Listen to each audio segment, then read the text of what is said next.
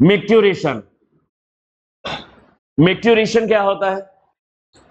Urine formed by the nephrons is ultimately carried to the urinary bladder.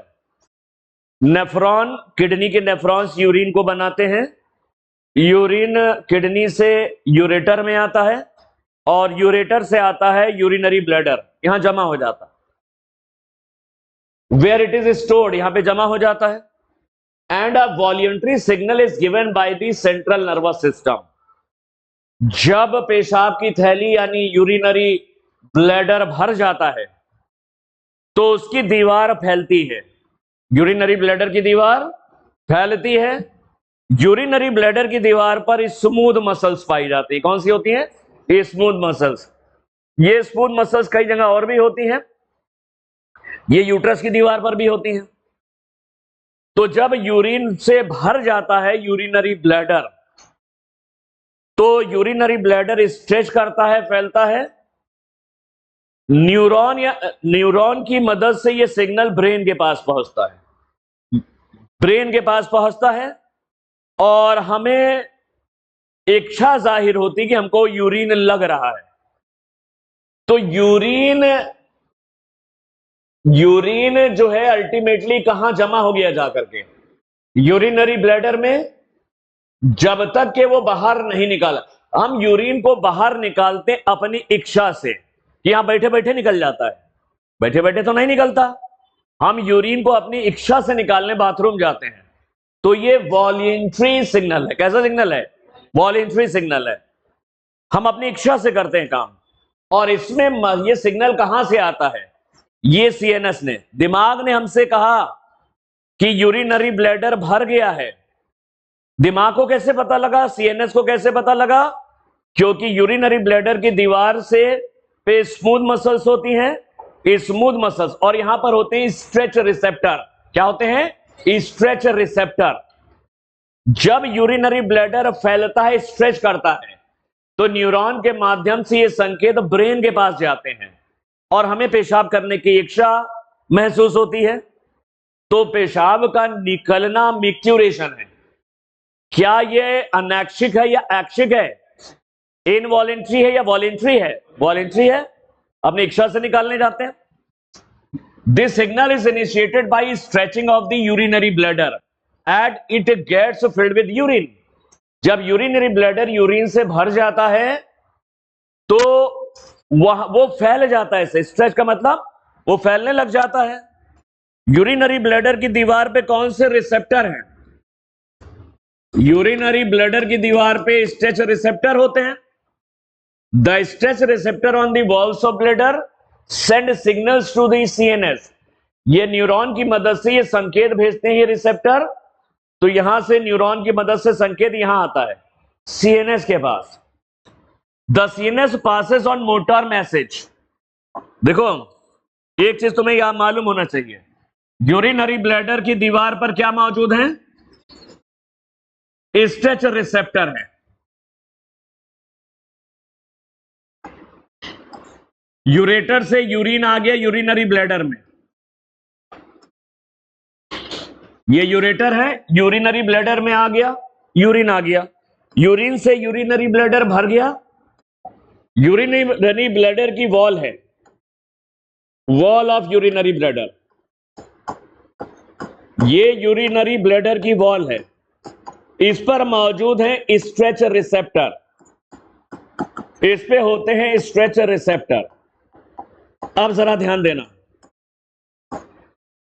Neuron की मदद से यह संकेत कहां जाता है?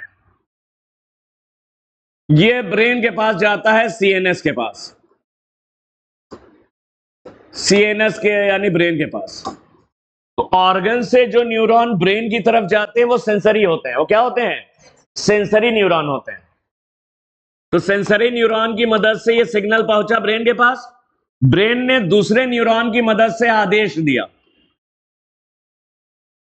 ब्रेन ने दूसरे न्यूरॉन की मदद से आदेश दिया। जो न्यूरॉन ब्रेन से ऑर्गन की ओर आते हैं वो मोटर होते हैं। क्या होते हैं? वो मोटर होते हैं।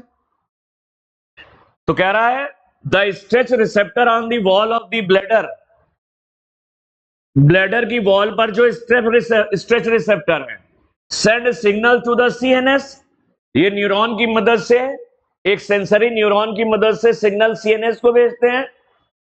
The CNS passes on motor message, CNS motor neuron की मदद से आदेश भेजता है to initiate the contraction of smooth muscles of the bladder, इस ब्लैडर की स्मूथ मसल से सिकुड़ने लग जाती हैं, इस ब्लैडर की स्मूथ मसल से सिकुड़ने लग जाती हैं।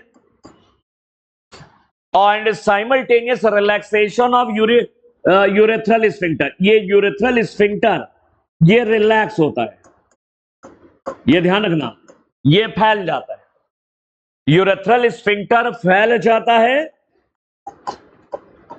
Urethral sphincter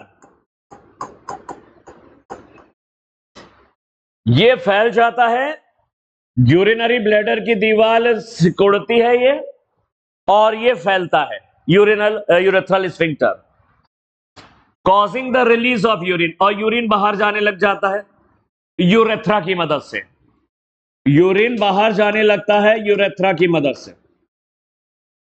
the process of release of urine is called micturition, ये मिक्ट्यूरेशन कहलाता है। एक रिफ्लेक्स बन गया ना, इसको रिफ्लेक्स बोला जाता है। ये क्या बन गया है? ये तो रिफ्लेक्स कहलाता है। रिफ्लेक्स में कम से कम 2 न्यूरॉन होते हैं, 2 न्यूरॉन दिख रहा है, 2 से ज्यादा भी हो सकते हैं, कम से कम 2।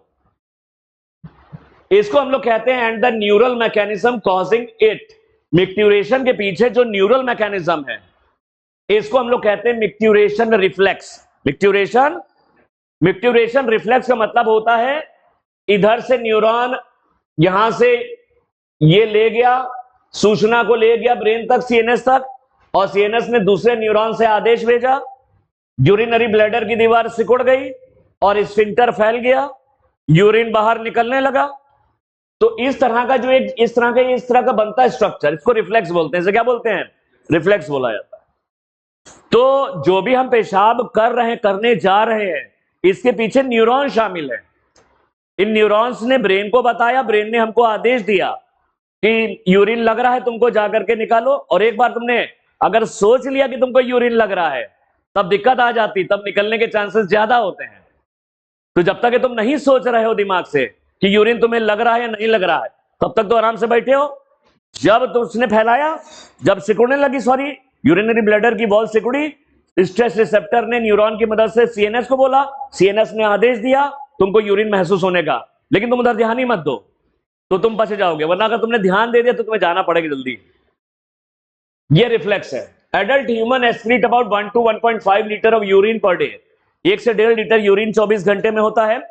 The urine formed is light yellow coloured, watery, हल्के पीले रंग का होता है, पानी जैसा होता है, और स्लाइटली एसिडिक है, पीएच 6 के बराबर है। About 25 to 30 grams of urea is excreted per day, ये तुमने बताया कितनी बार, 25 से 30 ग्राम यूरिया एक्सक्रीट होता है per day.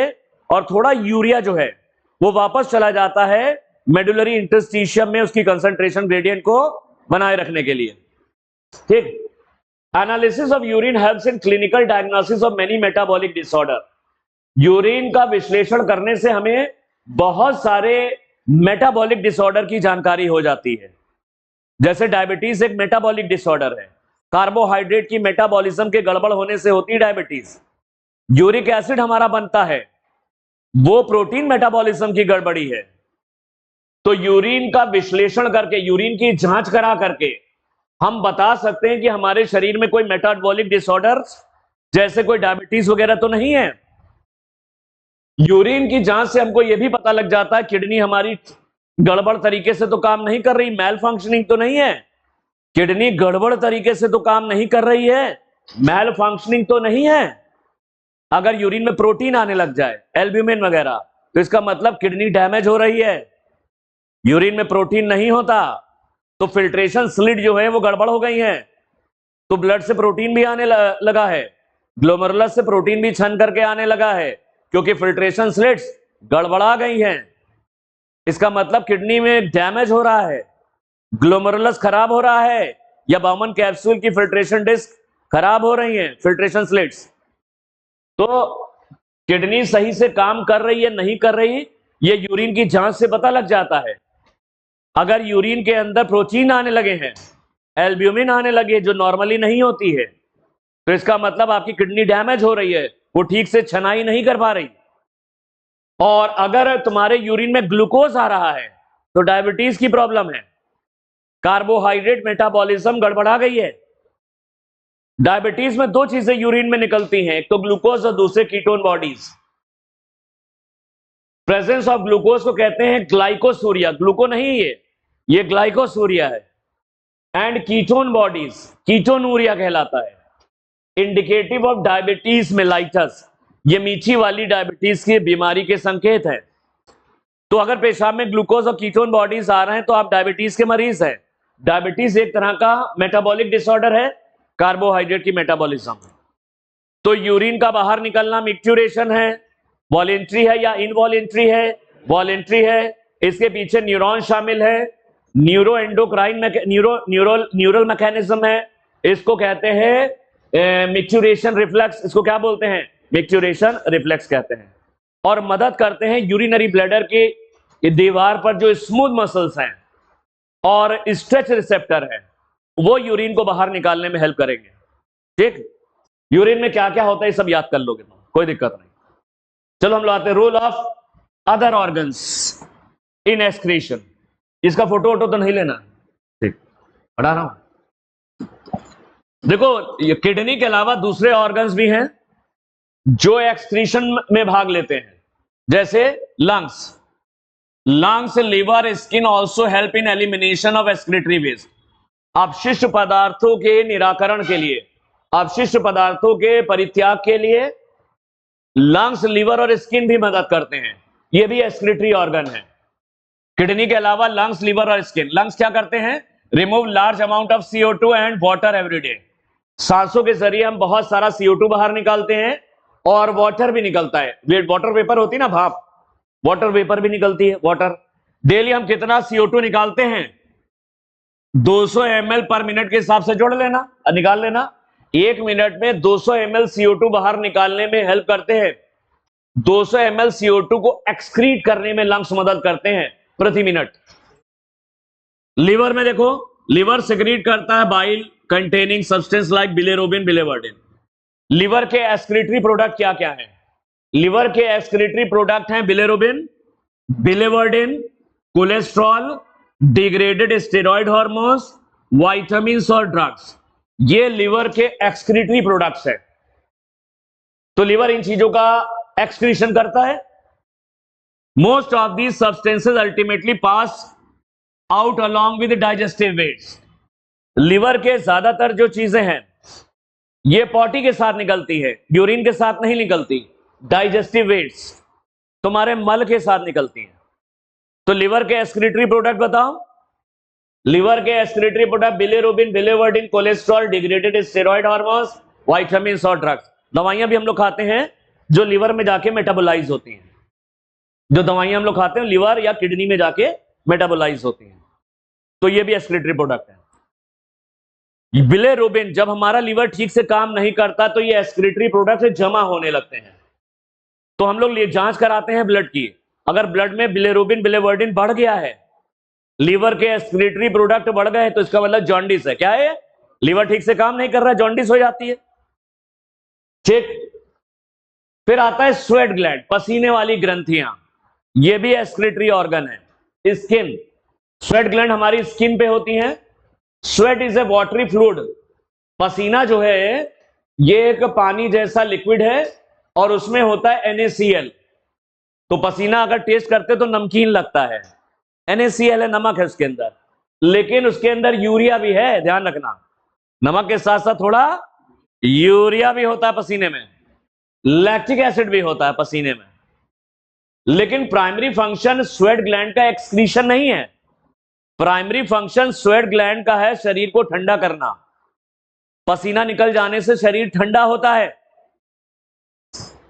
Sweat is watery fluid containing NaCl, a small amount of urea lactic acid. Primary function of sweat is to facilitate a cooling effect on the body surface. पसीने निकलना इसका प्राथमिक यानी पहला कार्य है। पसीने निकलने से पहला फायदा है शरीर हमारा ठंडा होता है। साथ ही साथ पसीने में कुछ एक्सक्रीटरी वेस्ट भी होते हैं, NaCl, थोड़ा सा यूरिया और लैक्टिक एसिड। सीबेशियस ग्लैंड हमारे चेहरे पर है, इनका जो सिक्रीशन होता है उससे हमारी त्वचा ऑयली होती है, सॉफ्ट और ऑयली हो जाती है। लेकिन बहुत सारे लोगों में ये सीबेशियस ग्लैंड ज्यादा एक्टिव हो जाती हैं, तो ज्यादा ऑयली हो जाने से हमारी स्किन के पोर्स, छेद बंद हो जाते हैं, दाने वाने निकल आते हैं, एक्ने। सीबेशियस ग्लैंड के एक्सेसिव सिक्रीशन से इनका सिक्रीशन ऑयली होता, ऑयली, तो स्किन के जो पोर्स हैं वो बंद हो जाते हैं, दाने एक्ने से निकल आते हैं। लेकिन ये जो सीबेशियस ग्लैंड है ये क्या क्या सिक्रीट करती हैं, इनके ऑयली सिक्रीशन में क्या क्या होता है? ये एलिमिनेट करती स्टेरॉल्स, हाइड्रोकार्बन्स एंड वैक्सेस, मोम जैसे पदार्थ जिन्हें सीबम कहते हैं। तो सीबेशियस ग्लैंड जो हमारे चेहरे की स्किन के पास होती हैं ये सिक्रीट करती हैं सीबम, सिक्रीट कह लो या एक्सक्रीट करती हैं सीबम।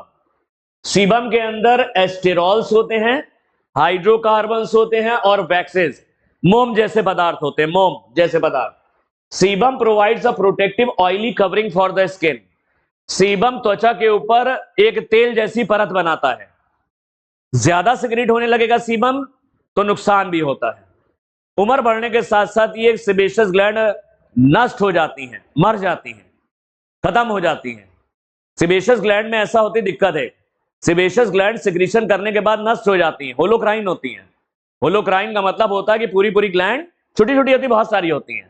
हमारे स्किन के नीचे बहुत सारी सीबेशियस ग्लैंड है, तो सिक्रीशन के बाद ये नष्ट होती रहती हैं और नहीं बनती, लेकिन ओल्ड एज में नहीं आती है। ओल्ड एज में चेहरे पे सूखा होने लगता है, उतनी चमक, उतनी ऑयली सिक्रीशन नहीं होती। फिर आता है disorder of the excretory system. Excretory system के डिसऑर्डर, इसमें सबसे इंपॉर्टेंट ये है आपका यूरीमिया। यूरीमिया बहुत इंपॉर्टेंट है, आ सकता है क्योंकि इंडिया में बहुत मरीज बढ़ रहे हैं लगातार। मैल फंक्शनिंग ऑफ किडनी, किडनी सही से काम नहीं कर रही। मैल फंक्शनिंग मतलब सही से नहीं काम कर रही है। किडनी जब सही से नहीं काम कर रही तो क्या होगा? Can lead to accumulation of urea in blood, blood में यूरिया जमा होने लगेगा। लीवर ने क्या किया था? लीवर ने अमोनिया को यूरिया में बदला था, यूरिया लीवर से ब्लड में आ जाती है, किडनी ब्लड से छान करके पेशाब के जरिए डेली 25 से 30 ग्राम यूरिया बाहर निकाल देती है। जब किडनी ठीक से काम नहीं करेगी तो ब्लड से यूरिया छान नहीं पाएगी, ब्लड में यूरिया बढ़ने लग जाएगा। यूरिया विषैला है, अमोनिया से कम विषैला लेकिन है विषैला। तो ब्लड में यूरिया का जमा हो जाना किडनी के खराब होने से क्या कहलाता है? यूरीमिया, एंड में लीड टू किडनी फेलियर, और किडनी फिर एकदम फेल होने लग जाती है। किडनी पहले धीरे धीरे यूरिया को छानना कम कर देगी और धीरे धीरे फेल हो जाती है, बेकार हो जाती है। अब इसका इलाज क्या है? जब किडनी फेल हो गई तो तुम्हारे ब्लड की गंदगी को कौन छानेगा? उसको छानने के लिए आर्टिफिशियल किडनी यानी डायलिसिस करानी पड़ेगी, बाहर छनाई करानी पड़ेगी। या फिर तुम्हारा दूसरा इलाज एक और है, kidney transplantation. Kidney transplantation, kidney एक बार खराब होने के बाद रिकरेंस नहीं होती, सही नहीं होती है, तो इसका मतलब ब्लड में यूरिया बढ़ता चला जाएगा। ये यूरिया जो होता है जहरीला है, विषैला है, आपकी जान ले लेगा, आप मर जाओगे। तो डायलिसिस करा करके यूरिया कम किया जाता है। तो डायलिसिस में यहां पर दे रखा है हीमोडायलिसिस। दो तरह की डायलिसिस होती है, एक हीमोडायलिसिस और एक पेरिटोनियल। हीमोडायलिसिस में क्या होता है? ब्लड निकाल के छाना जाता है, ब्लड को बाहर निकाल लेते हैं, फिर आर्टिफिशियल किडनी से छान करके वापस से फिर चढ़ा देते हैं। यह होती है हीमोडायलिसिस। पेरिटोनियल डायलिसिस में ब्लड निकाला नहीं जाता है, वो एब्डोमेन के जरिए होती है। स्किन के नीचे सब पेरिटोनियम, ये एब्डोमेन के जरिए होगी और इसमें ब्लड निकाला नहीं जाता है। लेकिन ज्यादातर जो डायलिसिस होती है वो यही वाली होती है, हीमोडायलिसिस होती है, जो तुमने सुन रखी होगी। हीमोडायलिसिस में करते क्या है? जो वो मरीज जो यूरेमिया के मरीज है, यूरेमिया मतलब जिनके ब्लड में यूरिया बढ़ता जा रहा है, क्यों? क्योंकि किडनी फेल हो गई है या ठीक से काम नहीं कर रही है। तो ऐसे मरीजों में urea can be removed by a process called haemodialysis. Urea haemodialysis की मदद से ब्लड से कम की जाती है। तो इसमें करते क्या है, इसको तुम ऐसे देख लो, एक बार में हम तुम्हें बताते हैं इसे। इसका फोटो ले लेना।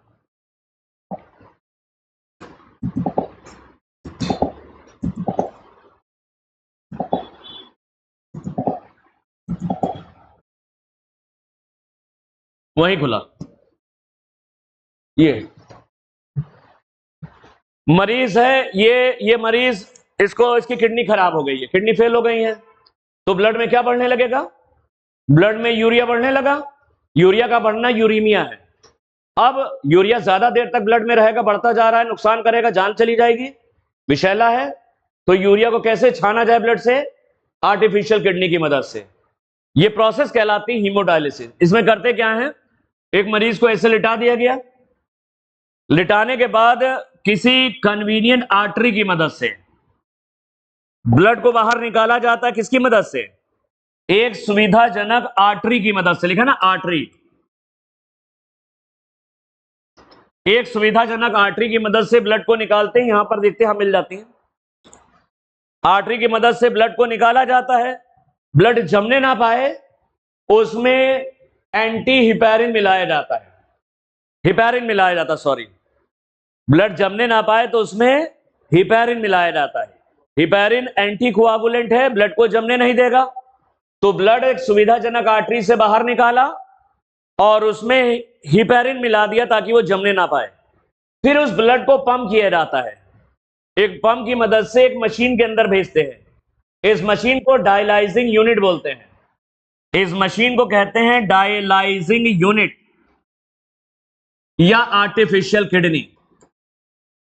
इस मशीन को कहते हैं डायलाइजिंग यूनिट और आर्टिफिशियल किडनी।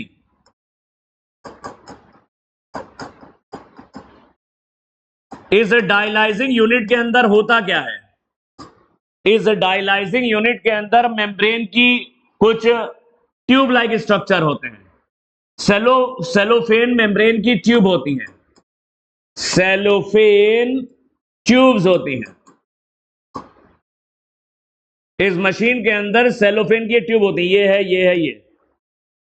इनकी मेम्ब्रेन सेमी परमिएबल होती है। इनकी मेम्ब्रेन कैसी है? Semi permeable. ऊपर बड़ा करके दिखा रखा है।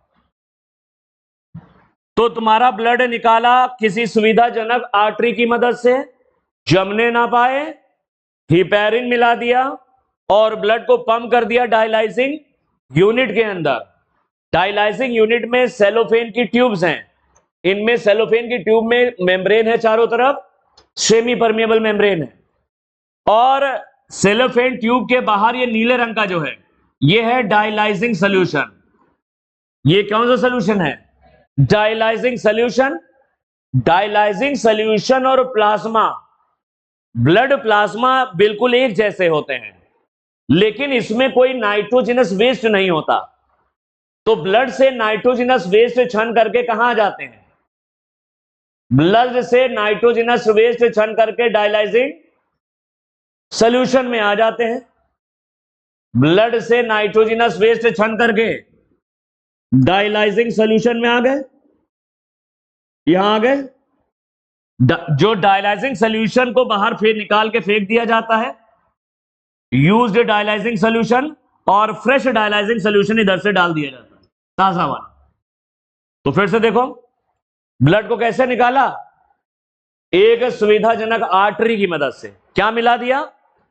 हिपैरिन, ताकि जमने ना। पंप कर दिया आर्टिफिशियल किडनी या डायलाइजिंग यूनिट। इसके अंदर दो चीजें हैं, सेलोफेन मेम्ब्रेन की ट्यूब्स हैं और चारों तरफ डायलाइजिंग सोल्यूशन है। डायलाइजिंग सोल्यूशन का जो केमिकल कॉम्पोजिशन है वो बिल्कुल ब्लड प्लाज्मा ही जैसा होता है, बस उसमें नाइट्रोजनस वेस्ट, यूरिया वगैरह नहीं होता। तो बहुत आराम से यूरिया ब्लड से छन करके सेलोफेन ट्यूब से बाहर आ जाता है इस डायलाइजिंग सोल्यूशन में। जो गंदा हो जाता डायलाइजिंग सोल्यूशन, उसको इधर जार में जमा करके फेंक देंगे और फ्रेश डायलाइजिंग सोल्यूशन फिर से इसमें डाल दिया जाता है। इतनी सारी ट्यूब से गुजरने के बाद ये ब्लड साफ हो जाता है और साफ होने के बाद एक सुविधाजनक वेन की मदद से, आर्टरी की मदद से निकाला था और सुविधाजनक वेन की मदद से डाल दिया जाता है फिर उसी मरीज के अंदर। लेकिन हिपैरिन जो तुमने ऐड किया था, इसको हटाना पड़ेगा। एंटी हिपैरिन मिलाने के बाद वापस चढ़ा दिया जाएगा। इस हिपैरिन को जिसको तुमने डाला था पहले, उसको न्यूट्रलाइज करने के लिए एंटी हिपैरिन मिला के एक सुविधाजनक वेन में डाल दिया जाता है, उसी शरीर में चढ़ा दिया गया। अब तुम्हारा एक चीज, सवाल बहुत टेढ़ा आया था एक बार, वो हम सवाल क्या है हम बताते तुम्हें। आर्टिफिशियल किडनी की मदद से तुम यूरिया को तो तुम रिमूव कर सकते हो ब्लड से, यूरिया के अलावा एक्सेस पोटेशियम और सोडियम भी रिमूव हो जाएगा। जो भी चीज एक्सेस होगी वो सब निकल जाएगी। डायलाइजिंग सॉल्यूशन और ब्लड प्लाज्मा, इसका केमिकल कॉम्पोजिशन एक जैसा है, तो ब्लड में एक्सेस जो भी चीजें हैं वो सब बाहर आ जाती हैं। यूरिया के साथ साथ पोटेशियम भी आएगा। क्या आएगा? पोटेशियम भी। ऐसा सवाल आया है? टेढ़ा सवाल है, ये आसान नहीं था। तो ये हो गई, समझ पा रहे हो? फिर बताओ एक बार। जिन मरीजों की किडनी खराब हो गई, क्यों खराब हो गई? किडनी किसी कारणवश खराब हो गई, तो ये ब्लड से यूरिया को नहीं छान पाएगी, ब्लड में यूरिया बढ़ने लग जाएगा। यूरिया विषैला है, जान ले सकता है। ब्लड में यूरिया का बढ़ना यूरीमिया है। यूरीमिया के मरीजों को सही करने के लिए हम लोग हीमोडायलिसिस करते हैं। क्या करते हैं? ब्लड को एक सुविधाजनक आर्टरी की मदद से निकाला, हिपैरिन मिलाया ताकि वो जमने ना पाए, और पंप कर दिया आर्टिफिशियल किडनी या डायलाइजिंग यूनिट में। इस यूनिट के अंदर क्या है? बहुत सारी, ढेर सारी सेलोफेन मेम्ब्रेन की ट्यूब्स हैं और चारों तरफ डायलाइजिंग सोल्यूशन है। डायलाइजिंग सोल्यूशन का केमिकल कॉम्पोजिशन ब्लड के जैसा है, ब्लड प्लाज्मा जैसा है, लेकिन उसमें एक्सक्रीटरी एक्सेस चीजें नहीं होती, उसमें एक्सक्रीटरी वेस्ट या एक्सेस कोई भी चीजें नहीं होती। तो ब्लड के अंदर जो भी चीजें अतिरिक्त हैं, एक्सेस हैं, जैसे यूरिया है, पोटेशियम, वो बहुत आराम से ये छन करके डायलाइजिंग सोल्यूशन में आ जाएगा और ब्लड साफ होने लग जाएगा। इस साफ ब्लड को, हिपैरिन को हटाने के लिए एंटी हिपैरिन मिलाना पड़ेगा और वेन के जरिए, निकाला था आर्टरी से, डालेंगे वेन के जरिए, वापस मरीज में चढ़ा दिया जाता। तो ये यूरिया के अलावा एक्सेस पोटेशियम को भी रिमूव कर देगी। कर ले रहा हूं, फोटो लेना तो ले लो।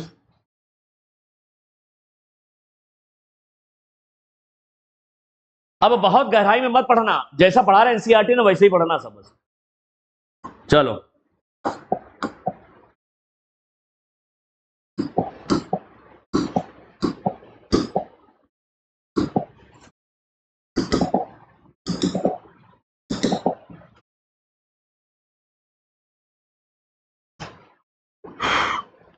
in such patient, hemodialysis में, in such patient urea can be removed by a process called hemodialysis. Blood drained from a convenient artery. Blood को बाहर निकाल लेते हैं, ब्लड को बाहर निकाल लेते हैं एक सुविधाजनक आर्टरी की मदद से, एक सुविधाजनक कन्वीनियंट आर्टरी धमनी की मदद से, is pumped into a dialysing unit, और इस ब्लड को पंप कर देते हैं डायलाइजिंग यूनिट या आर्टिफिशियल किडनी में। लेकिन डालने से पहले adding an anti coagulant like heparin, क्या मिला देते हैं? आर्टिफिशियल किडनी में ब्लड को डालने से पहले इसमें हिपैरिन डाल दिया जाता ताकि ब्लड जमे नहीं। Dialysing unit contains a coiled cellophane tube. Dialysing unit के अंदर ढेर सारी ऐसे घूमी हुई कॉइल्ड सेलोफेन की बहुत सारी ट्यूब्स होती हैं, surrounded by A fluid. In cellophane tube के चारों तरफ एक लिक्विड भरा हुआ है, वो है dialysing fluid, having the same composition as that of plasma. इस डायलाइजिंग फ्लूइड का केमिकल कॉम्पोजिशन प्लाज्मा जैसा ही होता है, लेकिन क्या नहीं होते? Except the nitrogenous waste. इस डायलाइजिंग फ्लूइड के अंदर नाइट्रोजनस वेस्ट नहीं होते, तो ब्लड से ये सारे नाइट्रोजनस वेस्ट सेलोफेन ट्यूब की मेम्ब्रेन से छन के डायलाइजिंग सोल्यूशन में आ जाएंगे। The porous cellophane membrane of the tube allows the passage of molecules. जो सेलोफेन की मेम्ब्रेन है, इसमें पोर्स होते हैं, छेद होते हैं, ये अलाउ करती है the passage of molecules based on concentration gradient. तो यूरिया और जो भी चीजें एक्सेस हैं जैसे पोटेशियम, ये सेलोफेन मेम्ब्रेन की ट्यूब को पार करके डायलाइजिंग सोल्यूशन में आएगा। किस आधार पे आएगा? कंसंट्रेशन ग्रेडियंट के आधार पे। जैसे ब्लड में यूरिया ज्यादा है और डायलाइजिंग सोल्यूशन में यूरिया कम होगा, उतना ही होगा जितना प्लाज्मा में होता है। तो यूरिया छन के निकल आएगा। ब्लड में पोटेशियम ज्यादा है और डायलाइजिंग सोल्यूशन में पोटेशियम कम है, तो पोटेशियम भी छन के चला आएगा। तो कंसंट्रेशन ग्रेडियंट की वजह से ये ब्लड के अंदर से गंदगी, यूरिया, पोटेशियम वगैरह जो एक्सेस है, वो छन करके डायलाइजिंग सोल्यूशन में आ जाएगा। As nitrogenous waste are absent in dialysing fluid, dialysing fluid में कोई भी नाइट्रोजनस वेस्ट एब्सेंट होते हैं। These substances freely move out, thereby clearing the blood. तो ब्लड से ये सारी चीजें फ्रीली मूव करके चली आती हैं डायलाइजिंग सोल्यूशन में। डायलाइजिंग सोल्यूशन में ये सारी चीजें आ जाती हैं ब्लड से छन करके। यूरिया आ जाएगा, पोटेशियम जो एक्सेस होगा वो सब आ जाएगा। The cleared blood is pumped back to the body through a vein after adding anti heparin to it. Blood साफ हो जाएगा, इस साफ ब्लड को एंटी हिपेरिन में ला करके, हिपेरिन को न्यूट्रलाइज करने के लिए एंटी हिपेरिन मिला के एक वेन के जरिए वापस से चढ़ा दिया जाता है। हालांकि यहां पर थोड़ा सा मुझे लग रहा है इन्होंने ये nitrogenous waste are absent in dialysing fluid, dialysing fluid में नाइट्रोजनस वेस्ट नहीं होते, लेकिन थोड़ा बहुत पोटेशियम में यूरिया रहता है, वो वेस्ट के फॉर्म में नहीं है, वो कंसंट्रेशन ग्रेडियंट को बनाए रखने के लिए। यहां से कंफ्यूजन होता है, कंफ्यूजन मैं दूर कर देता हूं। देखो, यूरिया सारा बॉडी से नहीं निकलता, थोड़ा यूरिया बना रहता है बॉडी में कंसंट्रेशन ग्रेडियंट को बनाए रखने में, तो उसको नाइट्रोजनस वेस्ट नहीं बोलेंगे। ठीक है, समझ में आई कहानी? नहीं है कर लिया हमने, बता देना, रिवीजन क्लास है, हमें कुछ करना भी, हमें सुकून में हमें पढ़ाना तो सही है। The clear blood is pump back, ये हो गया। किडनी ट्रांसप्लांटेशन, अब डायलिसिस कब तक कराओगे? जब तक जिंदा रखना मरीज को, लेकिन इसी बीच तुम मरीज एक और डोनर ढूंढ लो किडनी ट्रांसप्लांट के लिए। तो kidney transplantation is the ultimate method. ये बिल्कुल अंत में, डायलिसिस कराने से कोई किडनी थोड़ी ना सही हो जाएगी, किडनी का काम वो कर रही है आर्टिफिशियल किडनी। तो kidney transplantation is the ultimate method in the correction of acute kidney failure. Kidney fail हो गई है तो किडनी ट्रांसप्लांटेशन ही अंतिम इलाज है। A functioning kidney is used in transplantation from a donor. एक डोनर से किडनी ली जाती है जो कार्य कर रही हो, फंक्शनिंग हो, खास करके करीबी रिश्तेदारों से ली जाती है, क्योंकि हमारी जो सेल्स होती हैं उनकी मेम्ब्रेन पर एक एंटीजन्स पाए जाते हैं। सेल्स की मेम्ब्रेन पर होते हैं HLA, एक सेल है, इसकी मेम्ब्रेन पर कुछ एंटीजन पाए जाते हैं, इन एंटीजन को कहते हैं HLA, human leukocyte antigen, human leukocyte antigen. जैसे ब्लड ग्रुप के एंटीजन ब्लड चढ़ाने से पहले मैच किए जाते हैं, वैसे HLA भी मैचिंग की जाती है। अगर HLA बिना मैच के चढ़ा दिए जाएंगे तो हमारा शरीर जो दूसरे की डोनर की किडनी को बाहरी समझ लेगा, रिजेक्ट कर देगा। तो हमारी सेल की मेम्ब्रेन पर कुछ विशेष प्रकार के एंटीजन्स पाए जाते हैं जिनको HLA कहते हैं। जैसे ब्लड ग्रुप के एंटीजन होते हैं A और B, वैसे HLA भी होते हैं। तो अगर कोई डोनर मिल गया तुमको, खास करके रिश्तेदारों में ले जाओगे तो HLA जल्दी मैच हो जाता है। रिश्तेदारों 4 में से 1 का मैच हो जाता है, 4 में से 1 का लगभग मैच हो जाता है। लेकिन डोनर लेके जाओगे तो हो सकता है मैच ना हो। तो पहले तुम डोनर को साथ में ले गए PGI, दोनों के HLA मैच किए जाएंगे, मरीज के और डोनर के, और अगर मैच नहीं किया तो डोनर चला जाएगा। 20-25 हजार रुपए मैचिंग में गया तो नुकसान हो जाएगा। तो कोशिश करनी है कि अपने रिश्तेदारों में ले जाएं तो उसमें मैचिंग के चांसेस ज्यादा होते हैं। जैसे हमारे क्या, हमारे पूरी फैमिली में सब O पॉजिटिव हैं, O positive, O positive, O positive, line से सब O पॉजिटिव। इत्तेफाक से जिन मैडम से मेरी शादी हुई वो भी O पॉजिटिव थी, तो बच्चे भी दोनों O पॉजिटिव है। तो मैचिंग HLA मैच आसानी से कहां हो जाएंगे? HLA मैच हो जाते हैं करीबी रिश्तेदारों में, जल्दी मैच हो जाते हैं, किसी और के भी मैच हो सकते हैं।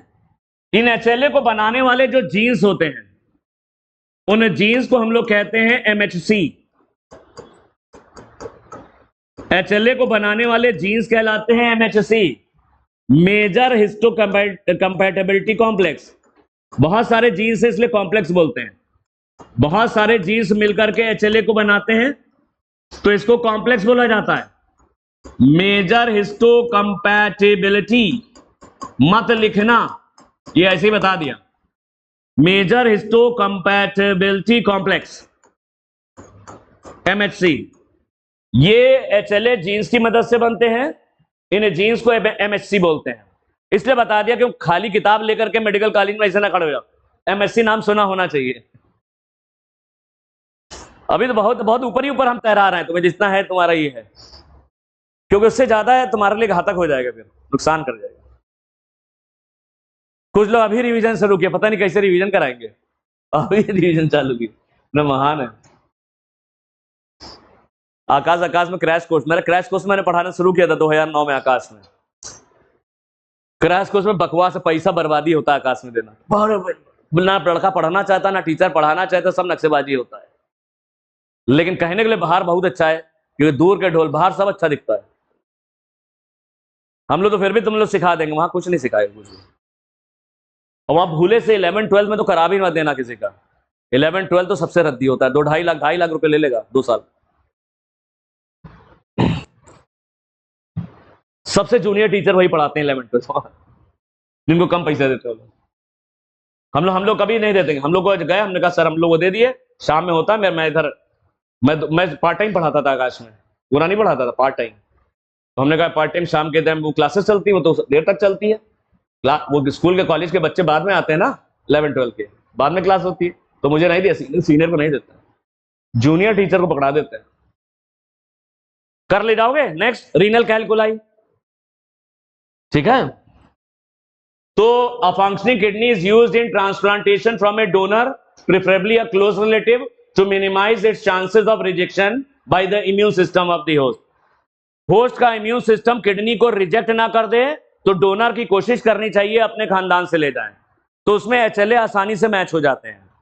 इसको HLA मैचिंग या टिश्यू टाइपिंग कहते हैं। ये PGI में होती है जांच, और इसमें पैसे खर्च होंगे, और अगर मैच नहीं हुई तब भी आपको पैसा देना पड़ेगा। फिर रीनल कैलकुलाई, पथरी हो जाती है किडनी में।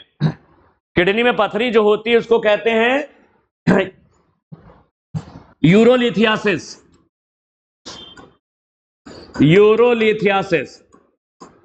और गॉल ब्लैडर की पथरी को कहते हैं कोलिलिथियासिस।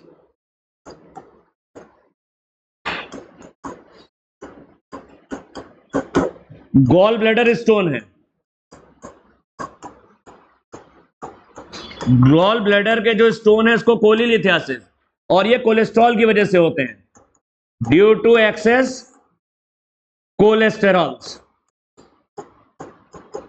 गॉल ब्लैडर में स्टोन होते हैं एक्सेस कोलेस्ट्रॉल की वजह से। लेकिन किडनी के जो स्टोन है इनको बोलते हैं रीनल कैलकुलाई या यूरोलिथियासिस। ये कैल्शियम ऑक्सलेट के क्रिस्टल्स होते हैं। ये किसकी वजह से होते हैं? Due to calcium oxalate crystals. Calcium carbonate नहीं है, ये कैल्शियम ऑक्सलेट के क्रिस्टल्स हैं। तो renal calculi formation of stone और insoluble mass of crystallised salt like calcium oxalate. Calcium oxalate के पत्थर जो कि इनसॉल्युबल होते हैं, ये किडनी के अंदर बन जाते हैं और यूरेटर में भी आ जाते हैं। कभी कभी बहुत दर्द होता है, लड़का आया मेरे पास, उसको मैंने बताया होम्योपैथिक में इलाज उसका है, 1.5 महीने में निकल जाती है। अगर किडनी में और यूरेटर में अगर पथरी है तो होम्योपैथी में आसानी से निकल जाती है 1.5 महीने में। उसकी दवाइयां हैं, कुछ खास आती हैं, लेकिन ये गॉल ब्लैडर वाली पथरी नहीं निकलती, इसको ऑपरेट कराना पड़ेगा। ये कोई कह दे निकल जाएगी, मुझे तो नहीं लगता निकलती आज की डेट में, ये कोलेस्ट्रॉल की वजह से। तो भैया ये कैल्शियम ऑक्सलेट कैसे बन जाता है हमारे किडनी के अंदर? ऑक्सैलिक एसिड की वजह से। टमाटर में, गोभी में, बैगन में, पालक में ढेर सारा ऑक्सैलिक एसिड होता है।